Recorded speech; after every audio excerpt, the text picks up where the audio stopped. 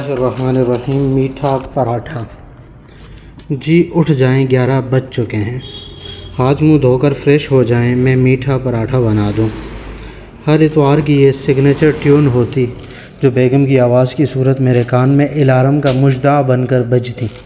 If, ایک چھٹی ملتی ہے اور تم صحیح سے سونے بھی نہیں دیتی، میں نے آنکھیں مسلتے ہوئے کہا۔ او خدایا، اب کیا سارا دن سونا ہے؟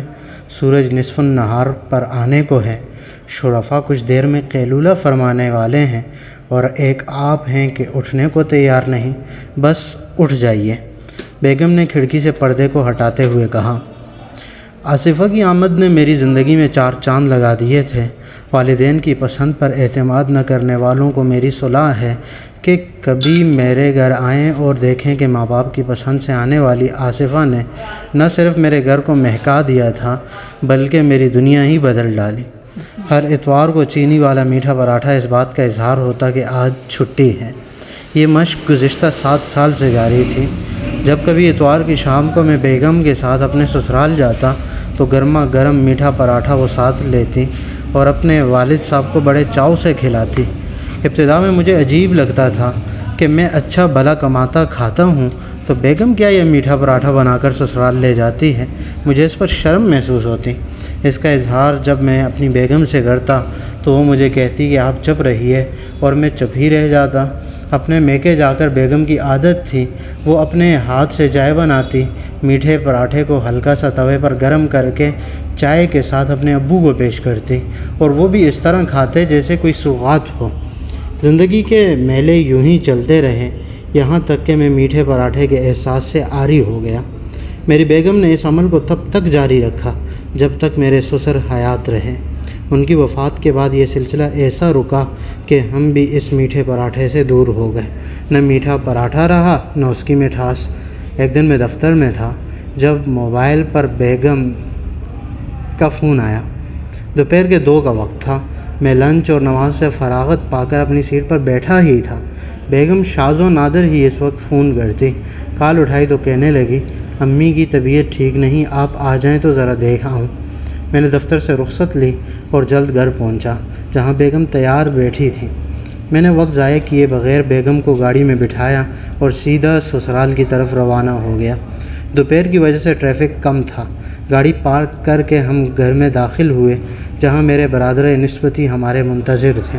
میری بیگم کا جھکاؤ اپنے والد کی طرف تھا جبکہ ان کی 2 بہنوں کا ماں سے بہت پیار تھا، لیکن اس دن ساس صاحبہ نے صرف میری بیگم کو بلایا۔ میں نے ان کی خیر خیریت پوچھی اور مناسب جانا کہ ماں بیٹی راز و نیاز کریں۔ میں اپنے سالے کے ساتھ ڈرائنگ روم میں آ کر بیٹھ گیا۔ کچھ دیر بعد بیگم آئی اور کہنے لگی، چلیں۔ میں تو یہ سوچ کر آیا تھا کہ شاید رات دیر تک ہم رکیں گے۔ اس سے پہلے کہ میں کچھ بولتا اس نے میرا ہاتھ پکڑا اور دروازے کی طرف بڑھی۔ اس کے بھائی نے ہمیں روکنے کی کوشش کی لیکن وہ تیزی سے باہر آ گئی۔ میں نے استفسار کیا، کیا ہوا؟ اچانک چلنے کو کہا؟ سب خیریت ہے؟ اس نے ہوں ہاں کیا اور چپ ہو کر گاڑی میں بیٹھ گئی۔ راستے میں نے پوچھا، اللہ خیر کرے، کیا ہوا؟ آنٹی کی طبیعت تو ٹھیک ہے نا؟ لگتا ہے انکل کی وفات کے صدمے سے اب تک نہیں نکلی۔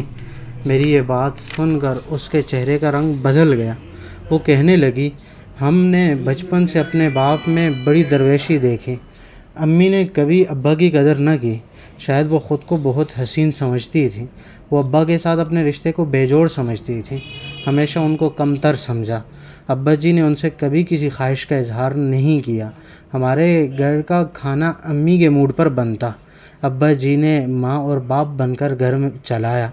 ہم بہنیں بڑی ہوئیں تو گھر کا مکمل انتظام سنبھالا۔ ابا نے پوری زندگی امی سے صرف ایک خواہش کا اظہار کیا۔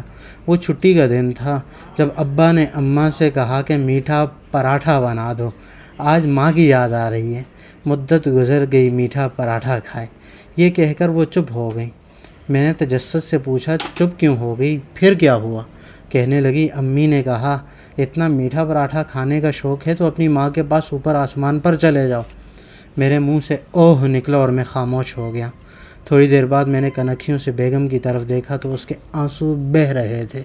میں نے اس کے سر پر اپنا ہاتھ رکھا اور اسے دلاسا دیا۔ اس کی ہچکیاں بند گئیں۔ وہ روتی جا رہی تھی اور بول رہی تھی، آج امی کہہ رہی تھیں کہ مجھے میٹھا پراٹھا بنا دو۔